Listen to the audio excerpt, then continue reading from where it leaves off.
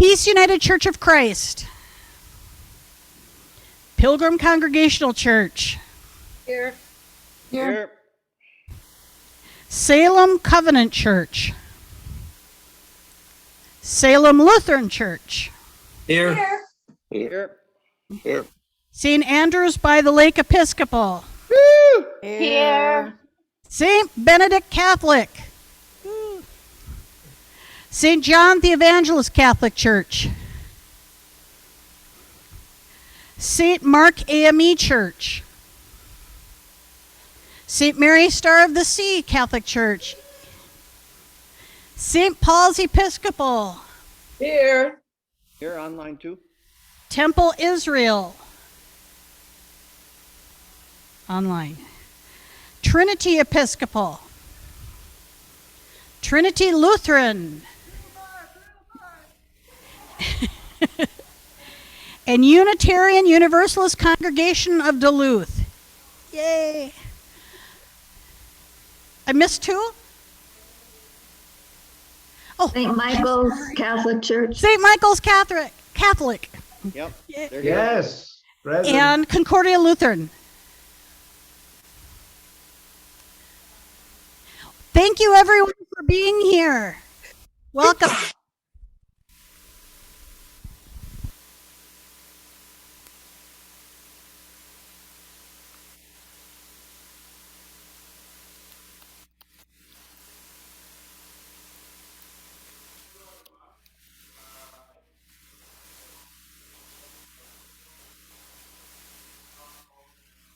I serve as your executive director for this fantastic organization that is Duluth's largest safety net, addressing issues of homelessness, housing, and hunger.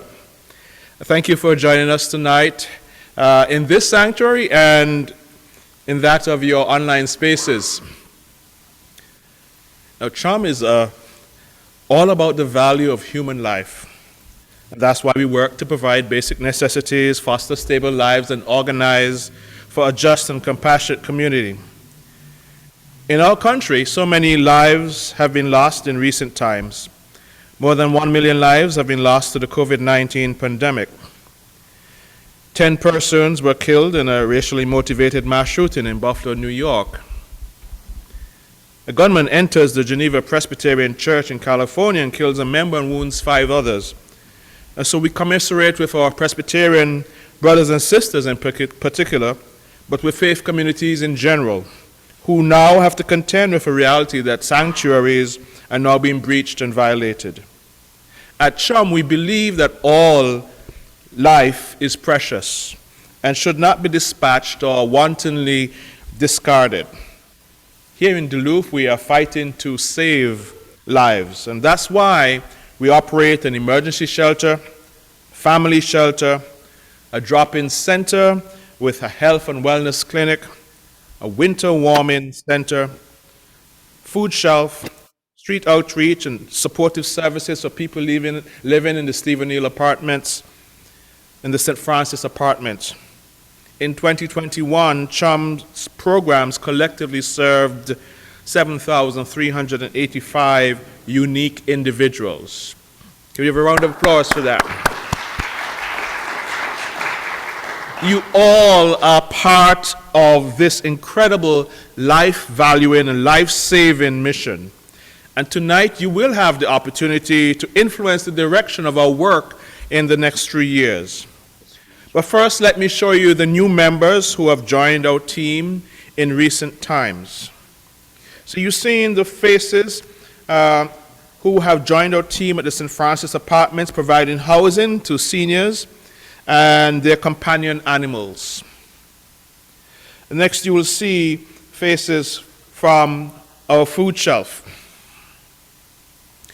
And these folks, they are operating every Monday from this very church, offering food here and dropping off food packages to the seniors living in the building next door at Faith Haven.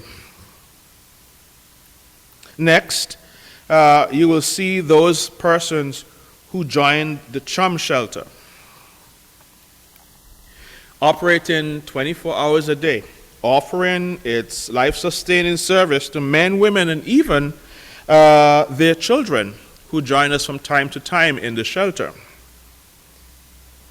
Then we'll show you the folks who joined us at the Stephen Hill Apartments. 43 units. Yes, life does get topsy-turvy up there sometimes. 43 units for families needing housing, offering early childhood education and family coaching and sustaining stability services for folks there. Then we're going to show you the members of staff who have now joined us in a new unit that we're calling Stepping On Up. These are the folks who are encouraging and leading our guests in the shelter to go out into the neighborhood and community and to clean up the surroundings. We are good, responsible corporate citizens, and we're trying to improve our image externally, but also within the lives of those persons we serve, and asking them to take some responsibility for our community and our neighborhoods. And so these two folks you see here are leading that charge and helping our folks to be able to do that. Then you will see those persons who joined us and are serving in the isolation and quarantine facilities that we operate on behalf of the St. Louis County. When folks are positive for COVID-19 and cannot stay within our shelter, and these are typically females and sometimes the males as well, they spend time in the isolation quarantine facility that's located in our Hillside neighborhood.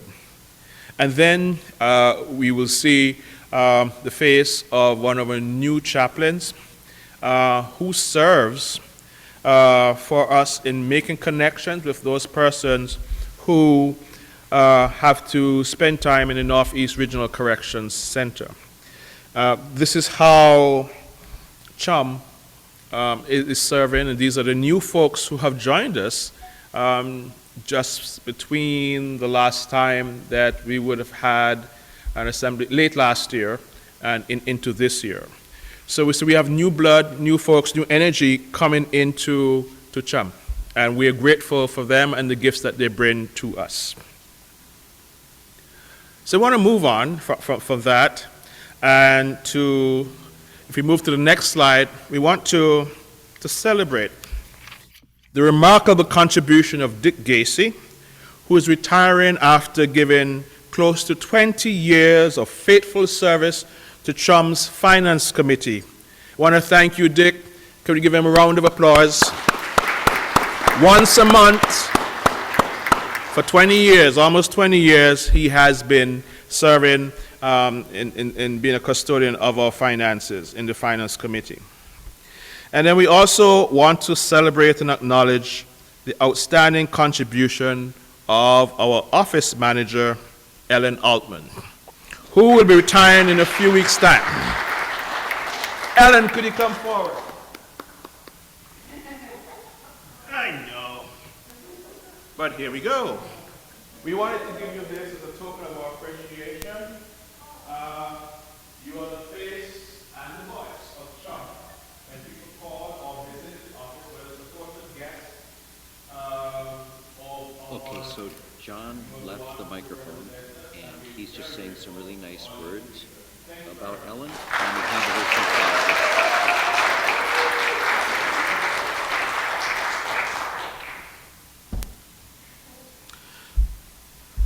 I just want to tell you very briefly about the Minnesota Food Share campaign that we just conducted in March of this year.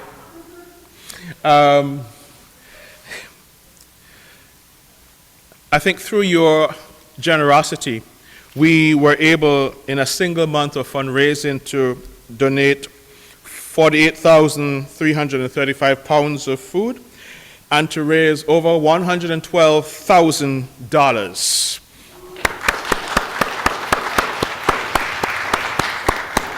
Truly wonderful, but I have to tell you that in a normal year, that would have served us up until July or August. But unfortunately, in this year, it's only going to last us until the end of this month. And that is because of the economic conditions in which we have found ourselves. Food shelves across the state have been visited by up to a 63% increase of persons since the start of this year. And so the need is great, and it is growing as we go by from day to day, and as inflation increases. So that means that we are going to have to double down to continue to support and to do more to make sure that folks in Duluth do not go hungry. So just a few things to update you on in terms of Chum and the life-giving work that we're doing here. Okay, so I wanted to move on next to the item on our agenda. If you can change that slide, you will see that we are talking about the strategic plan. Cincinnatus Inc. is the company that we have hired to lead us in our strategic planning process. We're pleased to have Brad Ballinger with us tonight, and he brings decades of experience working with civic, nonprofit, and socially oriented enterprises, and he's going to take us through a period of time where we focus on the strategic plan and the direction for Chum in the next few years. Brad?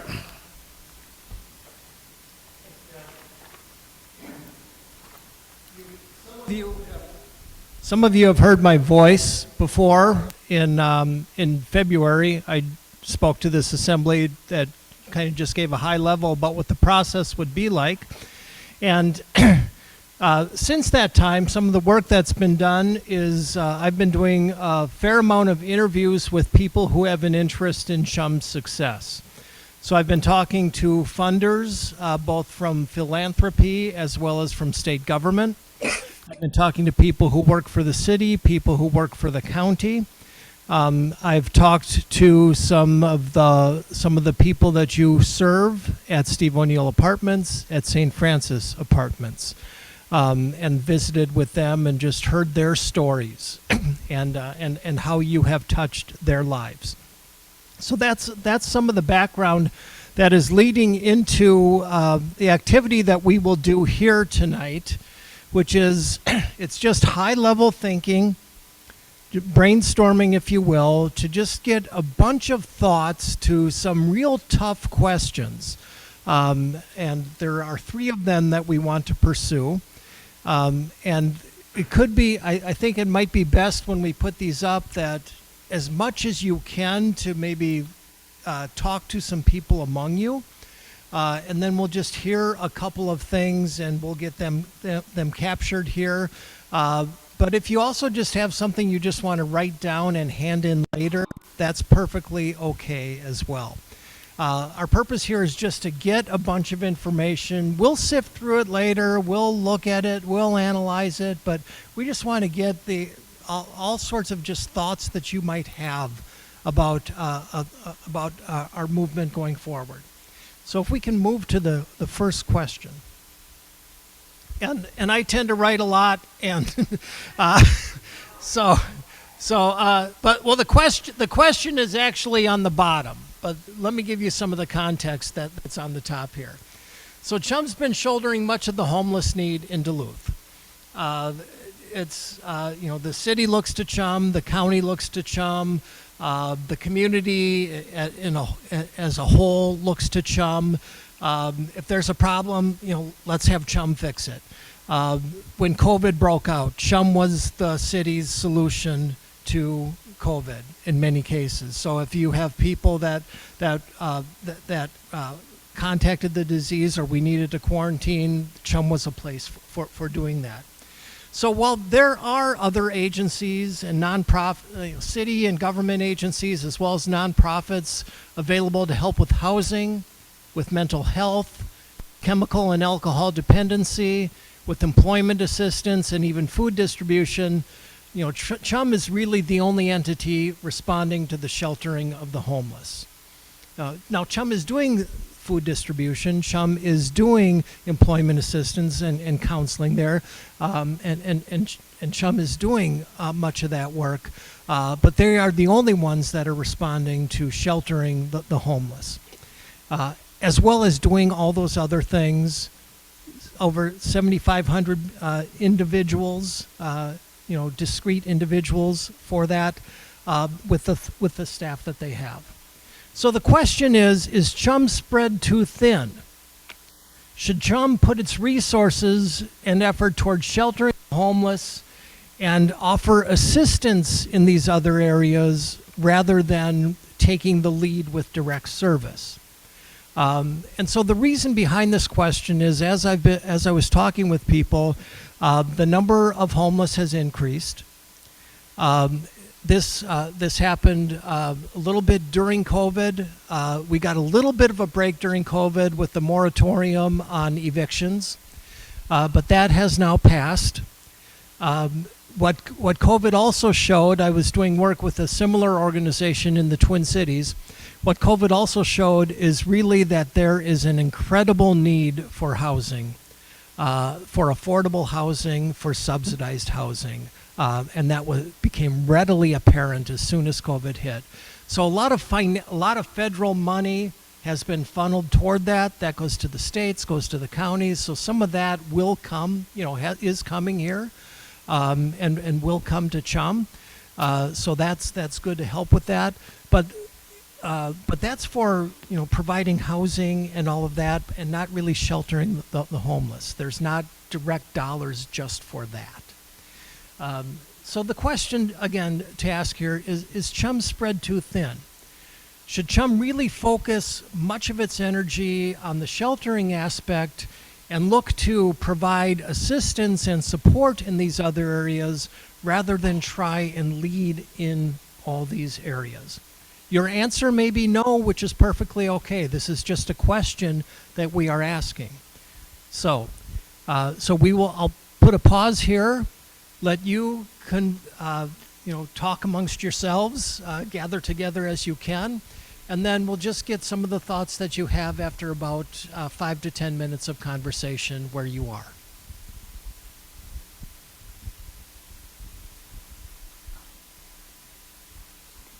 Okay, so that's a little different than we had planned. Would you like me to put you into breakout rooms, into little smaller groups, and you could talk with one another? I think that might make sense. Okay, so I'll do that. I'm going to do breakout rooms here. Give me just a second to find that. Breakout rooms. Why do I not have breakout rooms? Okay. Just a second here.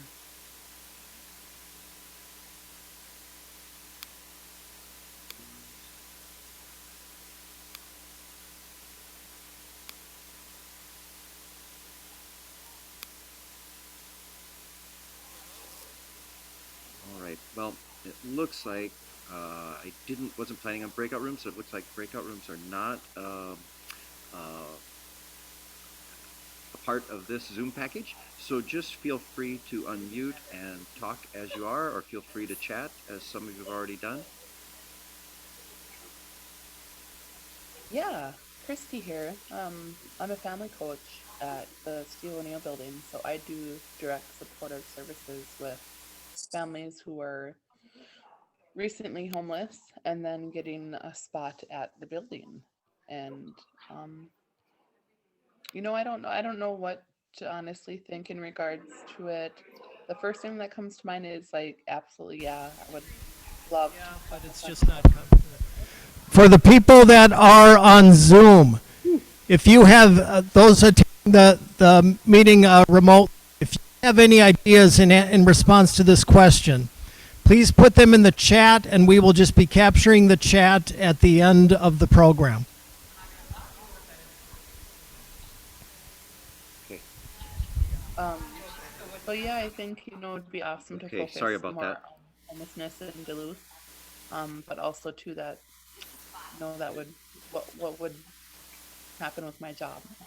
So either way, as long as I'm still a part of Chum, I'll be happy.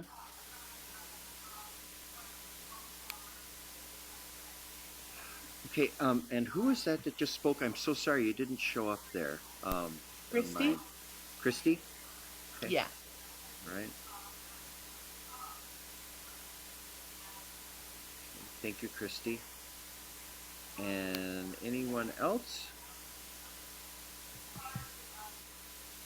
This is Ryan Jagum from Gloria Day. I put a note in chat too that, that it would be nice to focus on one single issue, but there's so much overlap between all those issues. I don't know how you would be able to do that. So I just think it's so important, like with Stepping On Up, that Duluth, that collaboration and coordination of those agencies and services is going to be essential.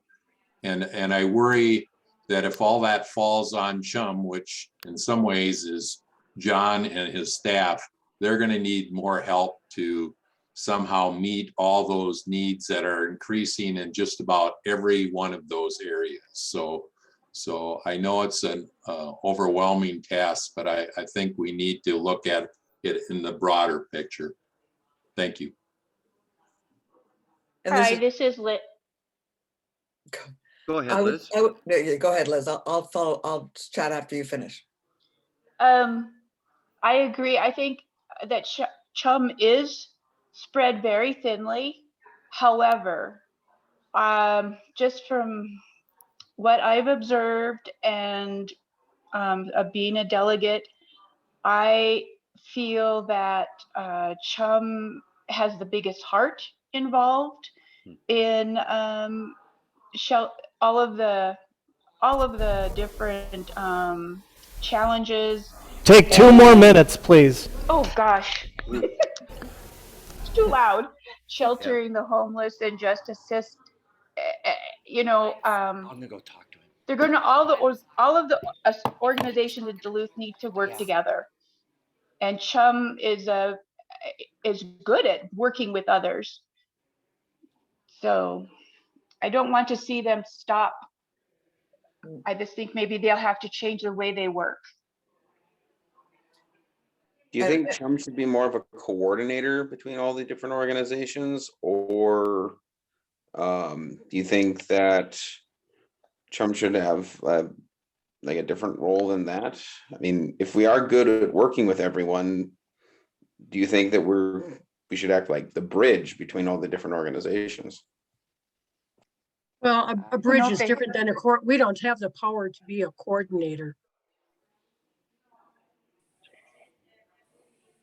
I don't know, but they could definitely, I think what there needs to be a group of all of the people who want to, somehow or another, everyone needs to step up, here and work together with Chum, maybe providing education or training or something like that, but not necessarily doing everything, but being intimately involved.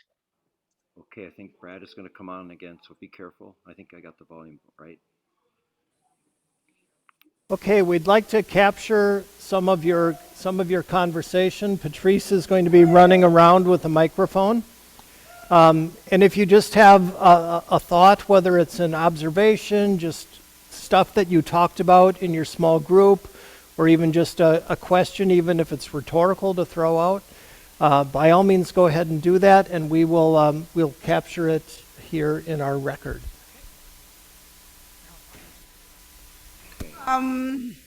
Our group came up with a bunch of stuff. As you have noticed, if you drove by on Superior Street, Seaway got torn down. That is going to be rebuilt. They are in the process of, with housing, to accommodate people that are less fortunate than us. They are also doing homeless. That will also be a shelter for homeless people and people that are physically impaired or mentally impaired to live there temporarily, or if they have a service dog or whatever, because most people can't take their animals to where they're going because they can't. They have a hard time. And I know I saw on TV that Costco throughout Minnesota and Sam's Club throughout Minnesota is donating, I can't remember how much food, but to organizations that that their food supply is low. Do you have any answers for the question? I don't understand what he said. So,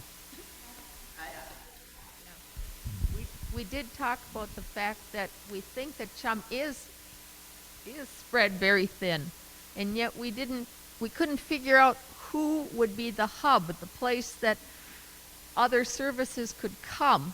People in Duluth know Chum, right.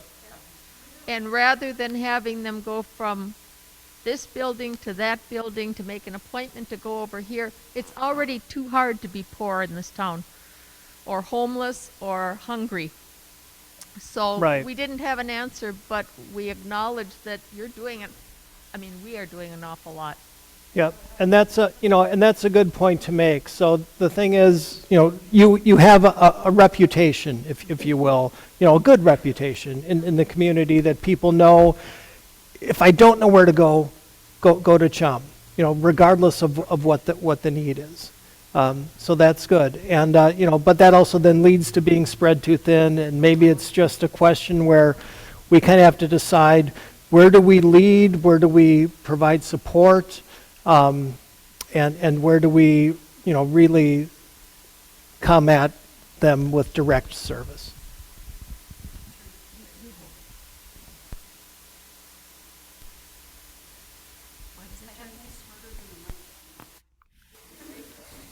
I turn it off and then I turn it back on and it's red. Oh, it's red for a while and then it turns green. There we go. Okay, go ahead, Sharon. So our group talked and agreed that yes, Chum is spread too thin. But like other folks have already commented, it's a difficult thing to try to define where we should pull back. I was on the board a number of years ago for quite a few years, and the conversation was the same back then about ending homelessness, and it's only gotten worse. And Chum has a big heart, and when it sees the need in the community, it tries to fill that need. And I think it's going to be a real challenge to try to pull back. Right. Yeah, and I don't think and that's that's a good observation, because we don't want to pull back, and that's not in the spirit of this, and I'm sorry if that came across that way, but it's just, where do we make sure that these other things happen, but we're not the direct provider of it, and how do we support all these ministries or services happening without having to own all of it ourselves. Our group kind of came and agreed with a lot of what Patty and other people have said. Chum is spread a little thin. However, all the parts that were listed first that other people help with affect our homeless friends. So it was really hard to say and to be able to identify any of those that are not part of our help with people who are experiencing homelessness. So that was one of the things we looked at. The other part we had is, what does assistance look like versus provide?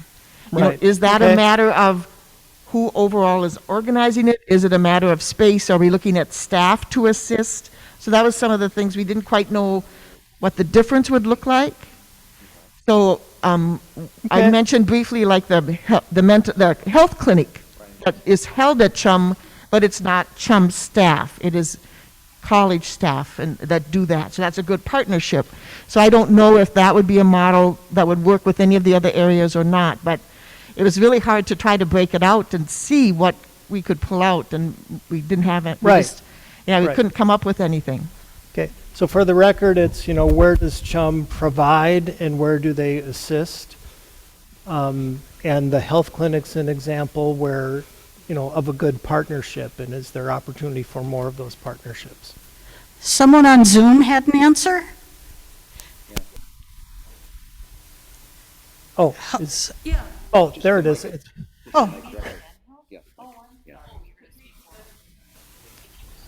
What, Patricia? He does, okay.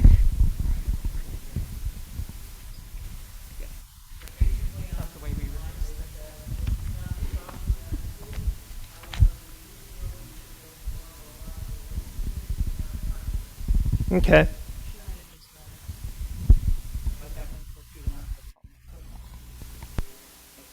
Dave, we can't hear the questions. Right. So, just for people who didn't hear that, you can see on the screen, there's, to the left, there's in parentheses online. So someone online said, no, I say Chum is not spread too thin. If it's not Chum, then who? We do feel we should build more robust relationships with our partners. So that's, that's a theme that I think is coming out here, is where can we...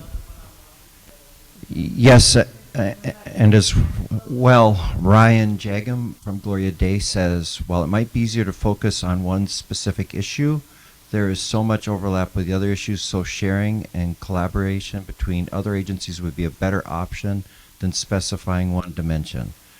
John will need more help if the combination of services are pursued. And another comment I think that we've heard over and over is Chum having the big heart. Okay. Great. And part of what we're looking at is this new effort, which is stepping on up Duluth, is, Chum plays a part in that, and there's some relationships there that we're looking at. How do we really make sure that gets leveraged? Let's move on to the second question. Wait, Brad, can I just do one last answer? Sure. From another group. This was an online. Oh, yep, okay. We can't hear.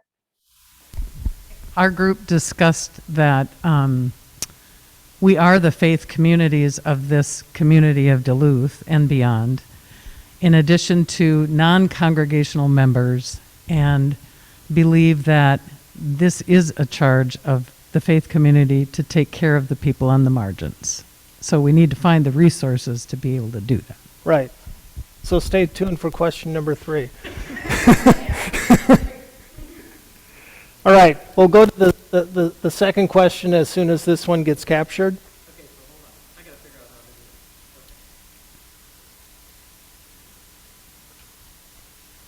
this. But yes, I want to make it clear that, it's not, let's pull back ministry, let's minister less. It's not that. It's just really making sure that we can meet the need as much as possible. Excuse me?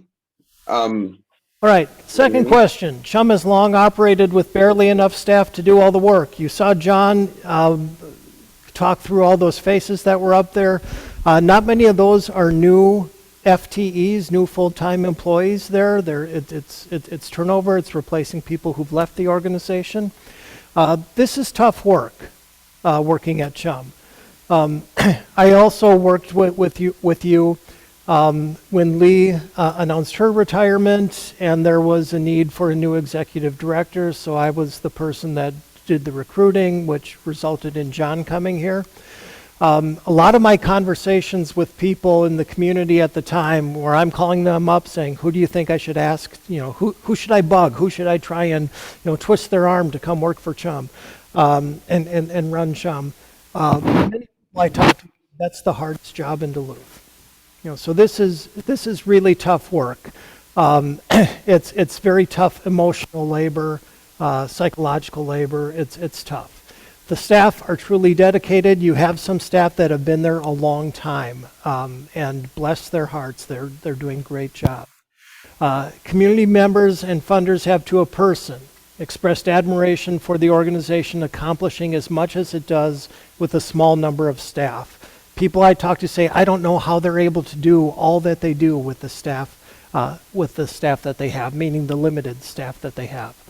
Volunteers also pitch in when they can. A lot of the volunteer hours go to certain festivals and campaigns. You're going to have one next, the Rhubarb Festival. Volunteers come out for those events.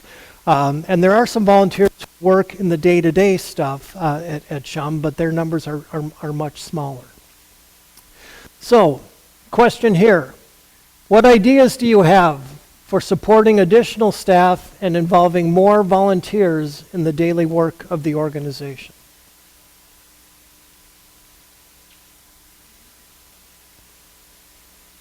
So what can be done right now to make sure staff are supported, reduce turnover of staff so that they're there, and what can be done to increase volunteers outside of the big festivals and events that take place? Talk amongst yourselves. Okay, it looks like there's opportunity to talk amongst ourselves here, and you can certainly unmute and share out, or you're free to write in the chat as well. Hi, so my name is Melissa Gomez Romo. I'm the family shelter advocate. My office is at Steve O'Neill. I want to give a big shout out to the muffin ladies that come every Thursday. They are fantastic. They are like the light of our week, and they really make going to a really difficult building. Like really, I enjoy my Thursday morning, that's for sure. So thank you, muffin ladies. Thank you, whatever organization, whatever church you're at. Thank you so much. Hi, this is Denny Falk from Pilgrim Church. One of the sources of volunteers that would be more skilled might be working with local higher education institutions like UMD, LSC, and so forth, and to work with social work programs, human service programs, psychology That's departments. a great idea. And try to get people involved. They're looking anytime And soon other for opportunities. Yeah. For Yeah. But I didn't write it down. The feedback was kind of hard. It was kind of hard to hear him. Yeah. Do you want to go again? We pulled everybody down, or we turned off the house speaker. So go ahead again. I'm so sorry about that. Yeah, Danny, we didn't hear you very well. Okay, sorry about that. Not your fault. Okay, so I was suggesting working with local higher education institutions like St. Scholastica, UMD, LSC, and they have programs in social work, human services, psychology, sociology, and they may, you might be able to find some relatively skilled, enthusiastic volunteers who could participate and support the efforts that are ongoing at Chum. And I'd like to follow up on that idea, is that I think there are a large number of retired people in Duluth who could definitely be tapped into. Probably the thing that would be needed would be some type of a volunteer organizer who would have a good idea of, work out a system. So, okay, we'll put volunteers on this, or we'll put volunteers on that. This is where I need to put volunteers. So.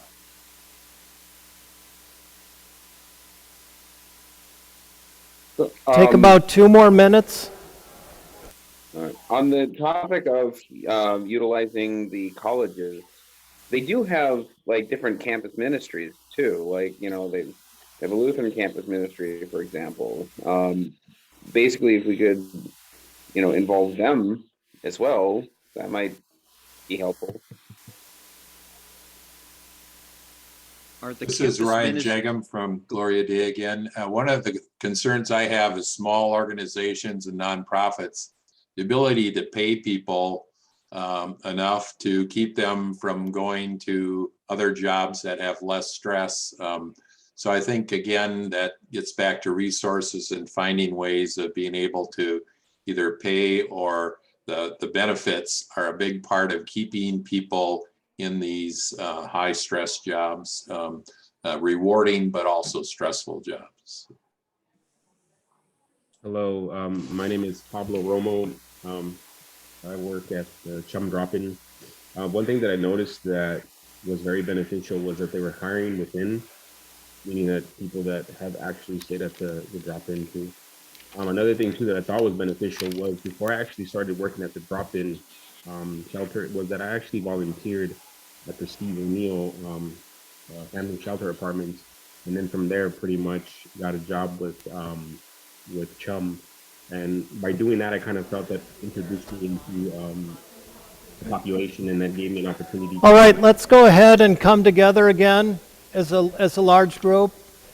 I should acknowledge that it was tough for people to volunteer during COVID. So I need to acknowledge that's a challenge.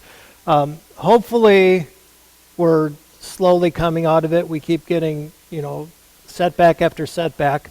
But assuming we're able to have more volunteers actually show up on site, it's how to get them there.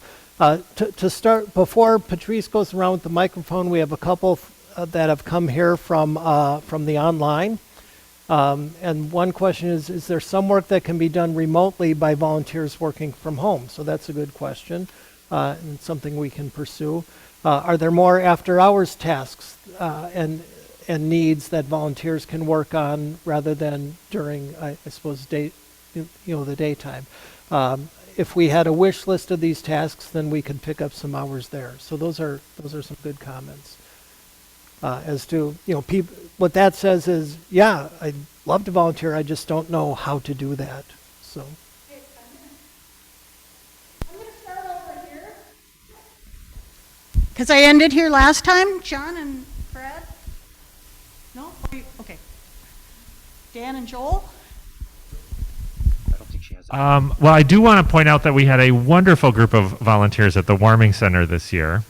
Congregations are often stretched recruiting volunteers internally for their own projects, so it is hard. But I think one of the other challenges is this is difficult work, and people might not feel that they're prepared for it. So bringing training out into the congregations to teach people about mental health, first aid, to teach people about de-escalation, so that they feel more prepared, and people outside of the usual suspects might be more willing to step in. And then I think as far as staff goes, they are doing incredible work and very hard work, and for not a lot of pay, and whatever opportunities we can to show them appreciation, either in increased pay or other acts of service. I think it really, really buoys people. They're there not because of how much money they're making. They're there because they love the work. Right. And the support staff also could benefit from increased training across the board. Okay. So I think a key takeaway there is some people may volunteer if they feel that they're equipped to do so with the right type of training for the right type of need.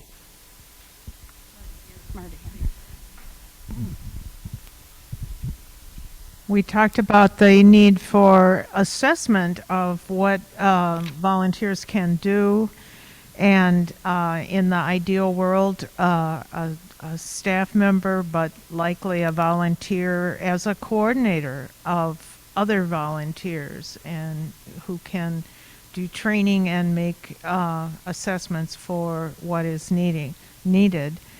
We mentioned the fact that at the beginning of winter, there was so much equipment and clothing and warm woolly things, and they all went to the office for Ellen and others to sort. So those are some of our ideas.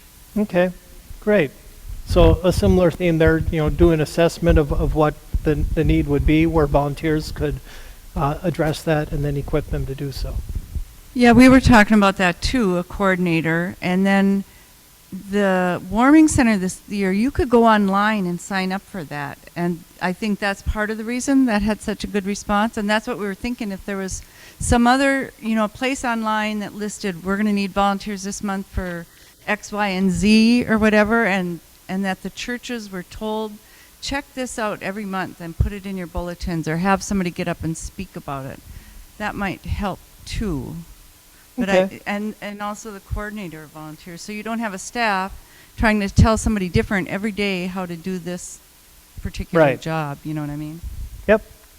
So again, volunteer coordinator role, and then making sure that things are available online. We, again, a lot of what other people said too, but we were looking at the website and looking at under volunteers because someone said, I don't know what there is. And then on the first page are just like four ideas, but you have to go to the application to find out this long, wonderful list of possible, volunteers. So office work, stuff from home, just a whole variety. There's probably about 30, 40 items there. And then what are you interested in and your hours? So you have to go to the application to get that information, but maybe that's more front and center on the volunteer page, and that, it gets hyperlinked throughout the site so people really don't have a chance not to see it. Okay. So again, some of the things may exist, but people aren't aware of it. So how do we make sure people are aware of it? Maybe we just have to hire another position because of the issues our friends who are homeless are dealing with. Often you need to build relationships to be able to help them, to get them on their next steps. And if you have new volunteers in all the time or only there part-time, it's a lot harder to build a relationship than someone who might be there full-time.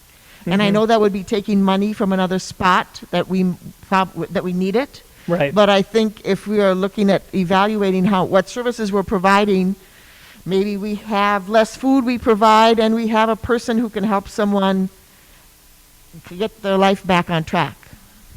Okay. Okay, Dave's got something from the internet. Staff position for volunteers. Okay, and folks online, Melissa from the Steve O'Neill House loves the Muffin Ladies. They're suggesting working closer with UMD and CSS, especially those folks that are in programs like social work or psychiatry training or whatever. Tap more into retired folks. Reach out to campus ministries. The Chum staff needs to be adequately paid to make sure that those folks are able to, we've got talented folks that they're able to stay and be compensated. And then Chum hiring from within was lauded by some folks online as well. Great. Well, thank you, everyone. We only have one more question left. And so I'm going to just keep us moving for time. We do it, and thanks for the people online. I haven't read everything that's up here, but we are capturing your thoughts, so we really appreciate that. Okay. We're just moving to our third question. The churches and Churches United in Ministry overall are experiencing declining membership. I mean, if you're more often than not, that's the case. That's a national trend. So I'm assuming it's a trend here in Duluth. It would stand to reason then lower congregation memberships translate to less financial support for Chum. Just a mathematical issue. It's no one's pointing a finger here. It's just a numbers game. So question here is, should Chum's governing body look to recruit more congregations? If so, which ones? And also related to that, but not up on the screen, there are some congregations that are members of Chum right now. They're just not as active. And is there a way to get them to be more active than they currently are, as well as are there other congregations that aren't part of Chum that should be? So, discussing this one. Okay, looks like again it's our opportunity to either chat or go ahead and talk and unmute and share your thoughts. Just a question, which congregations aren't involved in Chum? Well, is Teen Challenge involved in at all? Because I'm thinking the whole volunteering thing as well too. Like, there's all those guys that are in Teen Challenge to get their lives back on track, and they have things to do throughout the day, but also they could involve themselves more into the community as well. So that could be one. I'm done. It was tough for me to follow Christy. Was anybody able to follow and can kind of give a I synopsis? couldn't understand what you're saying. She kind of broke up for me. Yeah. Christy, do you want to try again or? Yeah, I was just thinking of Teen Challenge as like, are they considered a congregation? The guys there that are going through treatment through Teen Challenge, you know, they seem like they like to volunteer. Okay, I think I got that. So Christy's talking about Teen Challenge, the recovery center in Duluth, and are they involved in any way, or does anybody know about reaching out to them? Yes.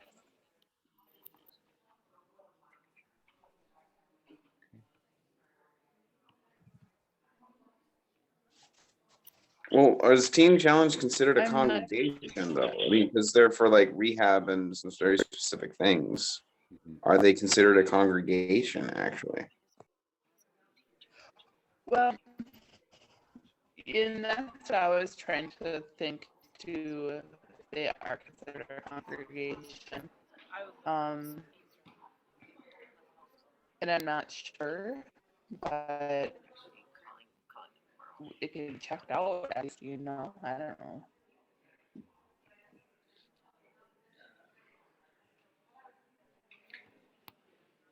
Maybe I'm hearing it too, that we need to expand maybe our view of what a congregation is, possibly?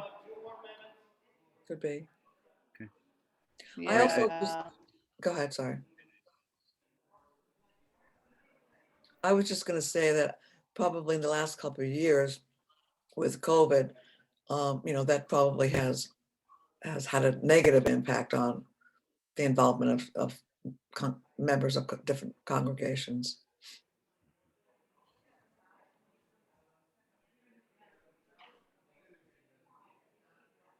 Hey, there's a little guy joining us. Hi, little guy. Do we have a list of the churches that are not involved? Okay, I'll make a note of that. So gather a list of churches not involved. And what about black churches? Yeah, is it possible to get a list of BIPOC church organizations or congregations and organizations? I think we reaching out to entities that were previously that have not been invited around Duluth, that are not, let's see, sorry, there's a word for this, but yeah, reaching out to organizations that are more BIPOC friendly, I think is definitely a good resource. Okay. All right, I'm gonna get Our Savior's back on here. I muted you. You have to unmute. I muted you. You'll have to unmute.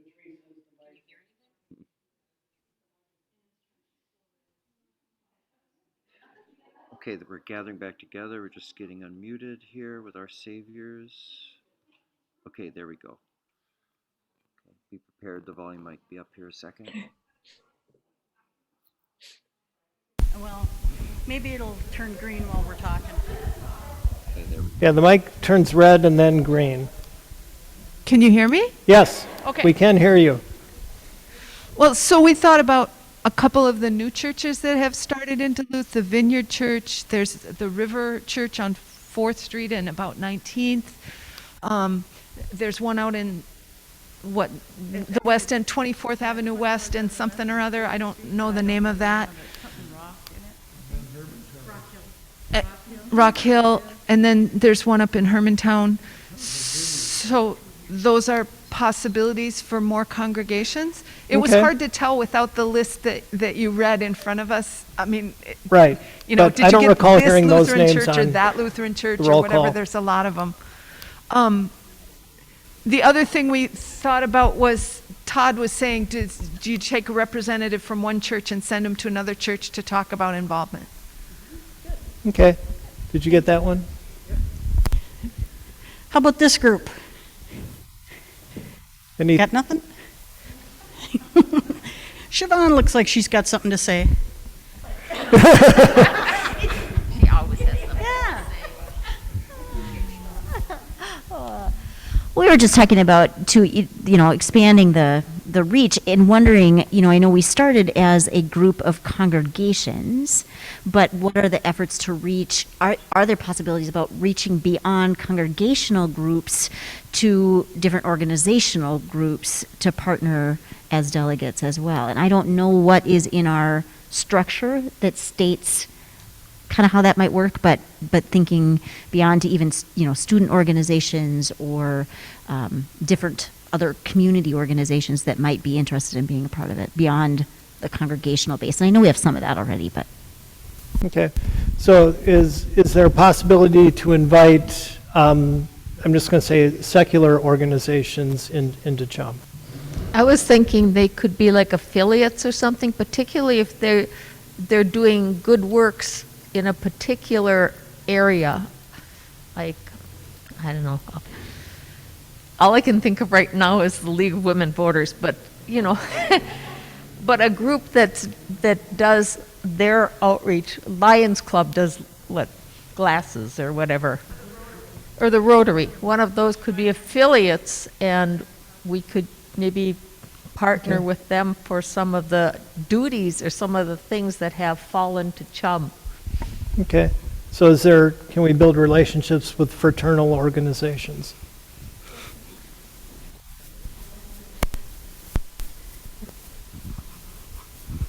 Patrice is going to a different part of the room? Yes. Yeah, we talked about specifically, is there a list of churches in the area that are currently not members of Chum that we could reach out to?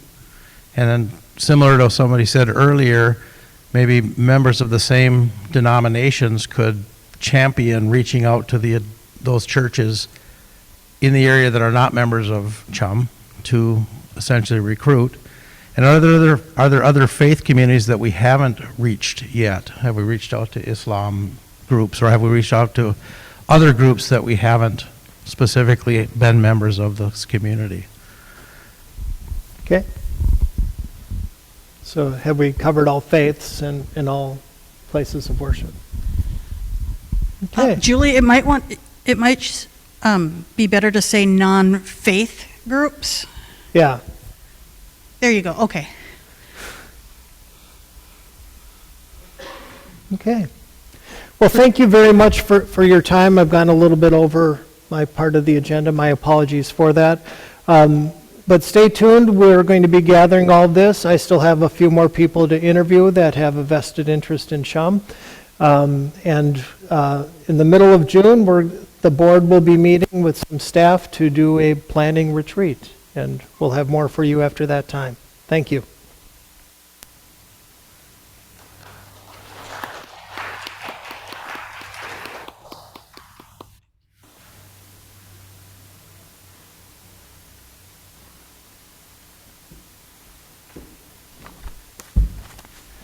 So thank you, Brad, and thank all of you for the healthy conversation and the wonderful ideas that you have given us.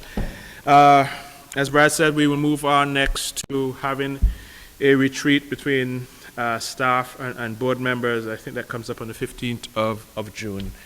So we want to move next to stepping on up. I'm going to ask Joel Kilgore, who is the project organizer for Stepping On Up, to come and update us on the latest happenings. Joel?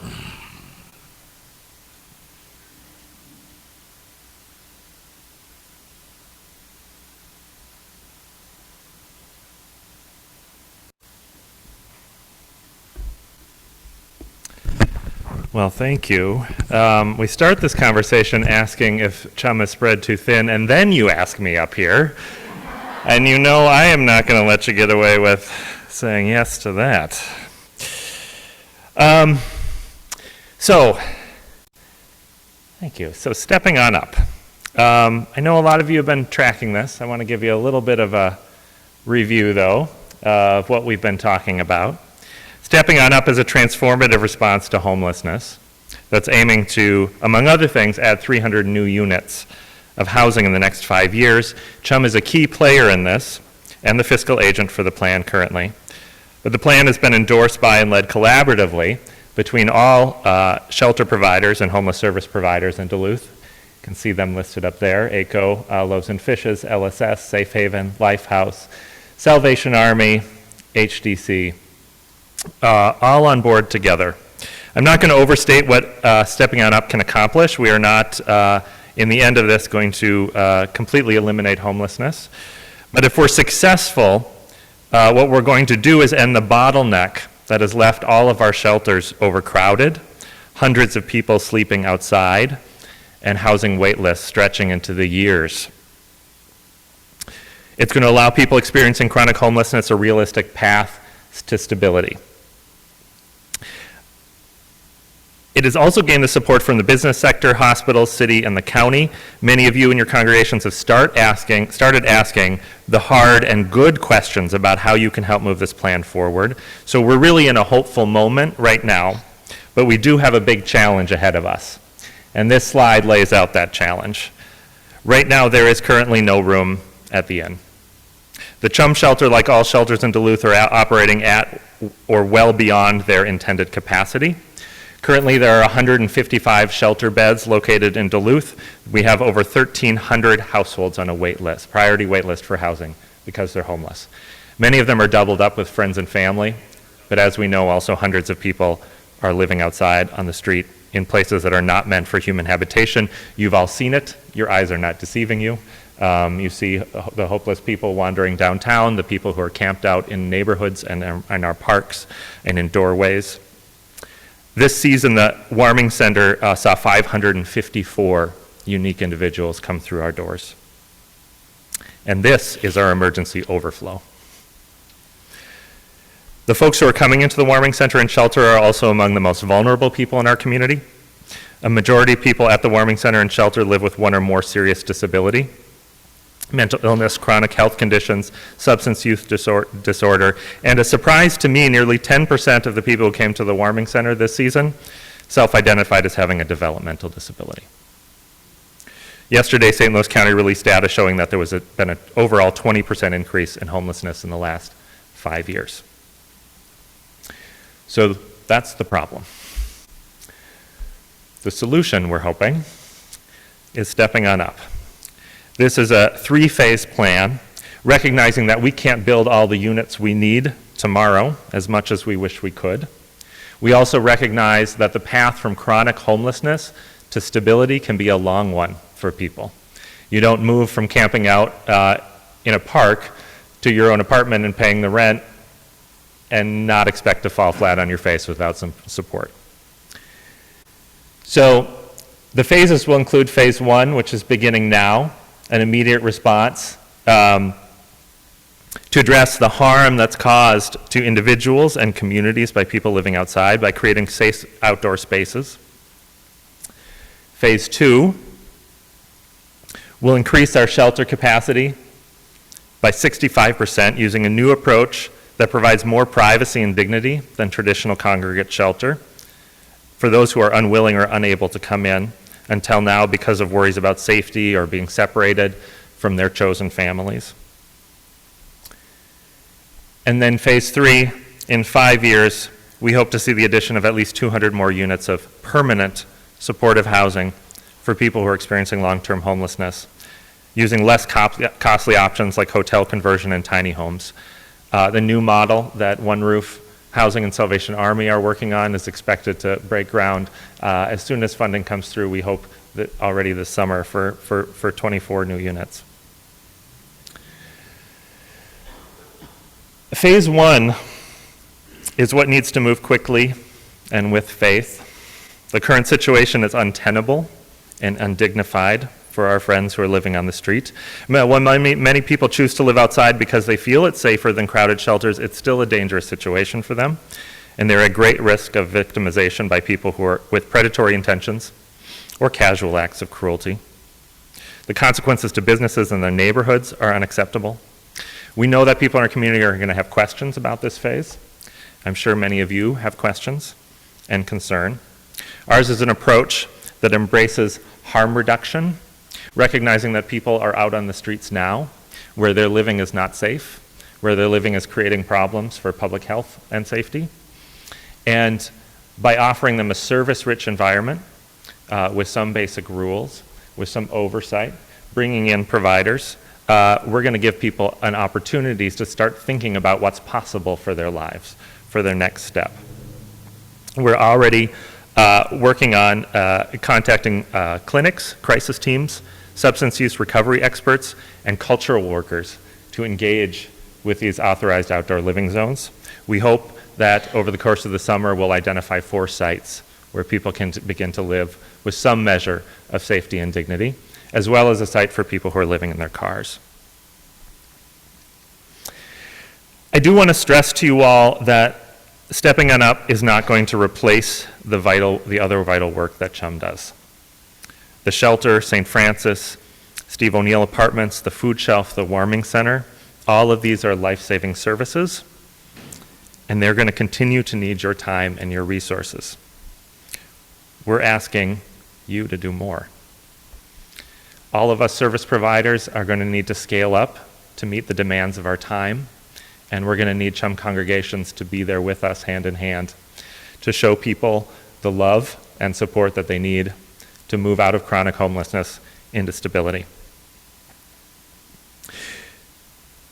The next step, I think we do have a slide.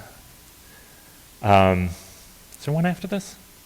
I hope so, with the date and time. Okay, it's not on a slide. I'll just say it then. All right.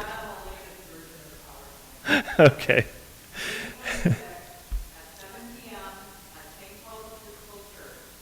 All right. Yes. Thank you. So May 26th, 7 p.m. at St. Paul's Church, we're going to have a next conversation. I know a lot of you were already at a conversation that we had at Copper Top to bring this idea to your attention, and now it's time to roll up our sleeves and start doing some work. We have specific asks that the congregations can take some leadership in communicating to the broader community about the need for Stepping On Up. Anybody that, whether your gift is cooking or talking to your neighbors or building or hosting fundraisers, we need you. So we don't have a lot of time for questions and answers and to dive very deeply into Stepping On Up tonight, but please, May 26th at 7 o'clock at St. Paul's, join us, bring other members of your congregation, and we're going to get to work. Thank you.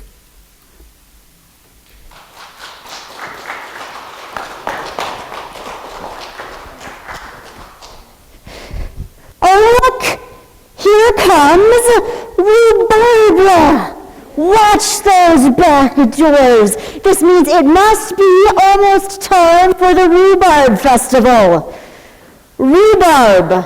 R-H-U-B-A-R-B. Just like the word rhubarb, the Rhubarb Festival needs you right in the middle of it. We need you to attend. This year's festival will be Saturday, June 25th from 10 to 3 p.m. at our new site, Stella Maris Academy on the campus of Holy Rosary. The festival, we will once again have our beloved bake sale and bucket raffle inside. We are projecting the baked goods inventory to be about 60% of the 2019 year, so we need you to help us secure more pies, crisps, and other baked goods. We need you to help us assemble themed baskets for the raffle. Our goal again this year is to have approximately 40 baskets with the hopes of selling around 5,000 tickets. You can email me, siobhan.miller@gmail.com, to commit to a basket theme, and all baskets can be dropped off at Trinity Lutheran Church by June 10th. Outside at the festival, there will be a live stage with music including the Brothers Burn Mountain, Randy Lee Ensemble, Fish Heads, and the Deviled Eggs. We need you to come and be a part of the community. Enjoy the outdoor coffee shop, participate in the children and family activities, eat rhubarb-themed foods from the food trucks. We need you to volunteer to staff all of these opportunities. You can see all the needed positions by going to chumduluth.org/Rhubarb Festival. If you are interested in a leadership role, please let us know. You can reach out to Monica at 218-348-2268 or by emailing hendricksonandcompany@gmail.com or Gracia at gswenson@chumduluth.org. Tonight, we need you to pick up your banners, yard signs, and posters. Put these in high-traffic areas around the city and help us get the word out. We need you to invite others to attend, and just like Rhubarb, you are central to the Chum community. Chum, C-H-U-M, community, C-O-M-M-U-N-I-T-Y. Thank you for being a part of this work we do together. Woohoo!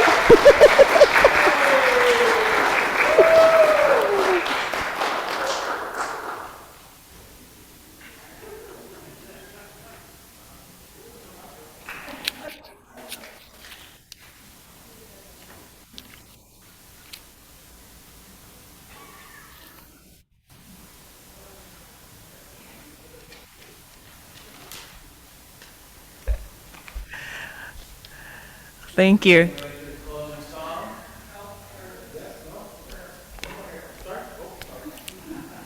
Thank you all for being here tonight, and thank you, Chum, for your wonderful work and for the opportunity of all of us to join you. I invite you to join me in prayer. Gracious God, you arrive among us in the face of a stranger, in the support shared between two people, in the justice within reach when we advocate together. Empower us through your presence. Bless the ongoing work of Chum, its staff, member communities, volunteers, and clients. Send us from this place, eager to do justice, love mercy, and walk humbly. Amen.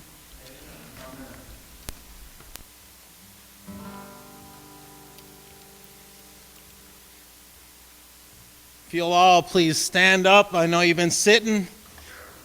Stretch yourself out a little bit. It's called All You Works of God. It's written by Marty Hogan, and it's a wonderful song. So.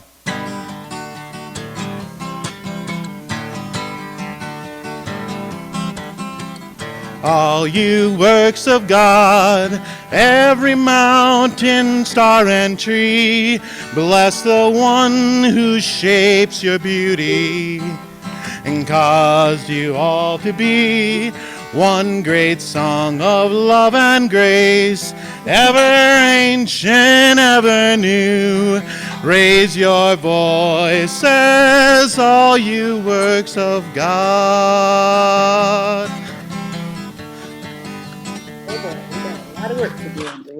Sun and moon, bless your Maker. Stars of heaven chant your praise.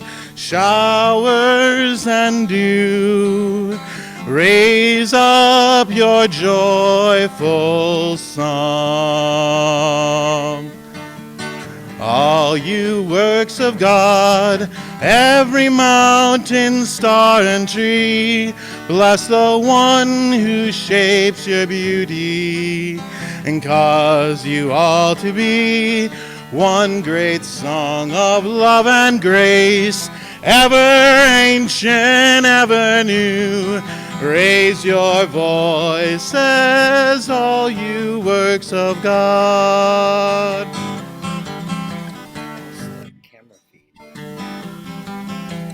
Night and day, bless your Maker. Light and darkness, chant your praise. Lightning and clouds, raise up your joyful song. All you works of God, every mountain, star, and tree, bless the one who shapes your beauty and caused you all to be one great song of love and grace, ever ancient, ever new. Raise your voices, all you works of God.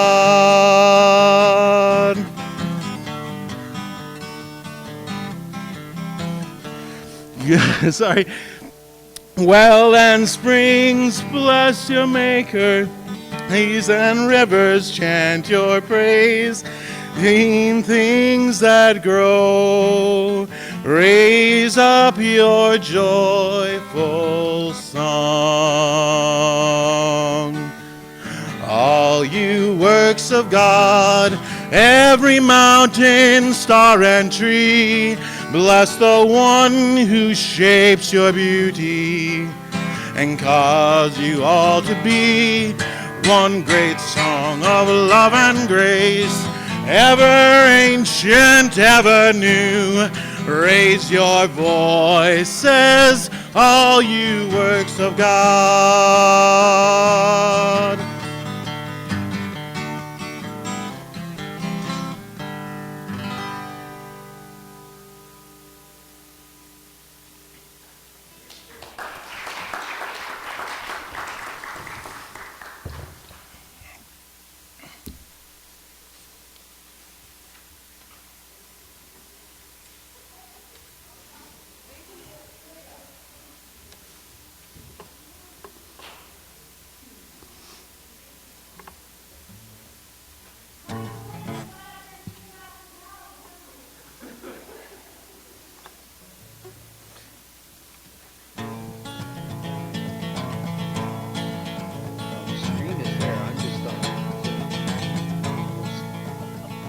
It all comes down to this: what you require of me.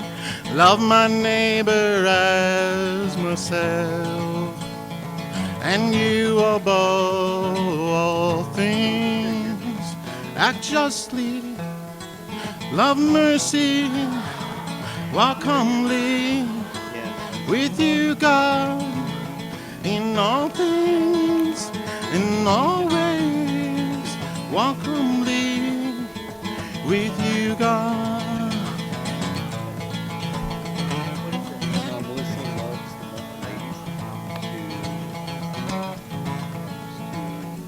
It all comes down to this: to be your hands and feet, good news to all the world.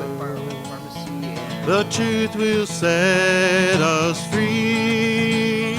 Act justly, love mercy, walk humbly with you, God, in all things, in all ways. Walk humbly with you, God.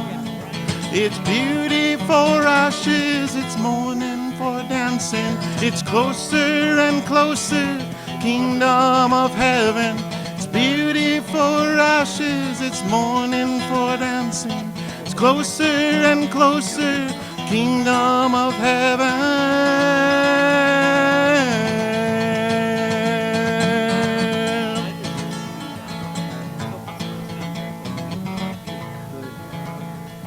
And years from now we'll see the fruits our hands have sown. Faith just like a seed, the only way it grows.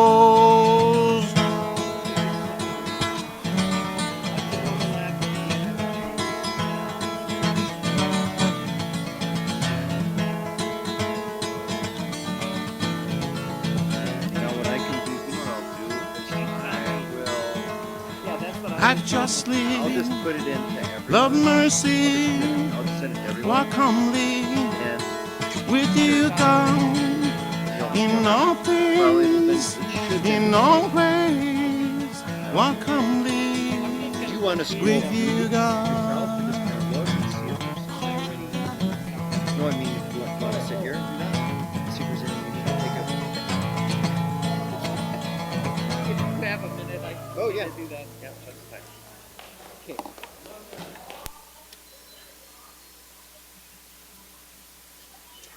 Oh, okay.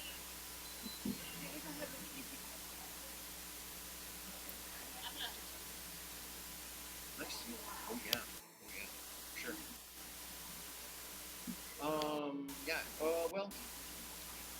Yeah, down the point. I wouldn't do Marshall, but for sure do, I just thought along the point. You know how we've done that before? For advertising things. We could like one at the Esper, one a little further down. We just did it. Okay. Yeah. Yeah, I can take care of that. Sure. Put them in church. Yeah. Yep. So we can go over here for a little bit. I know this person from Marshall School.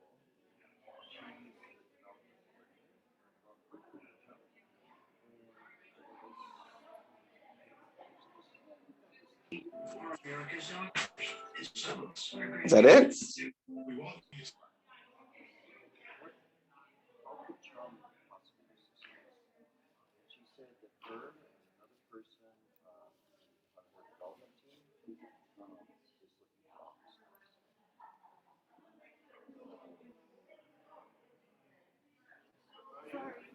Yeah. And I like that a lot better than a daycare. Oh, yeah, way less maintenance. Talking about restrooms, they can make coffee if they want, but it's not a commercial kitchen. We'd have to do some major cleaning up. We'd have to decide how many they could have. Like the memorial room.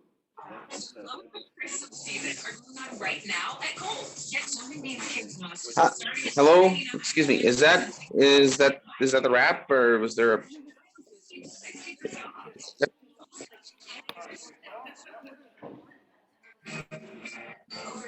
Well, I would say I would advocate this. The point someone was making was that staff are more able to build Well, relationships have a good one. than volunteers, which is the foundation of the work that we do. I think that was an answer to, was it the third question or the second question? I think. The person said Staff. more staff. Number 2. Yeah. Better able to build Relationships relationships with the guests, the clients, with than volunteers who are just transitory. And so they need more staff. I think that was it.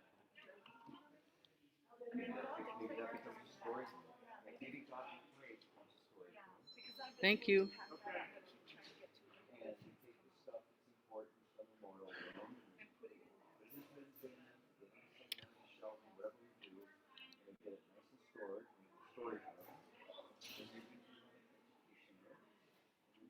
Memorial room is an office.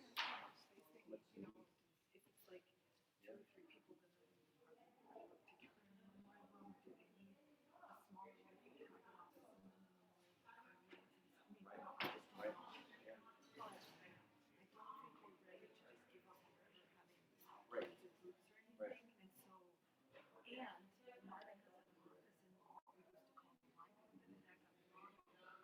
And we can still have meetings in there. It's not like a Yeah, so maybe there's an office and then I don't know. I mean, but that's where it is. Yeah, we're just talking about. That would give us the impetus to like do something, right? And they're playing that space.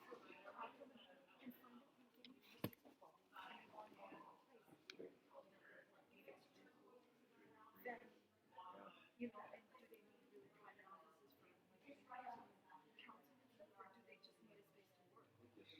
From what I get, it's just writing grants. Right, so maybe the memorial room with 3 desks in it would suit them just fine. I mean, we have to do a lot. Exactly. And an exciting way to give. Really great way to give.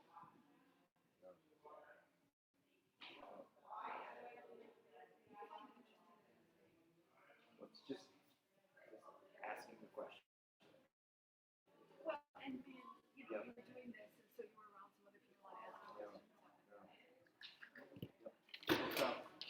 All right. Thanks, Liz. Good to see you. Hey, Dave, I got a question for you. You might be able to help. So, Brenda did something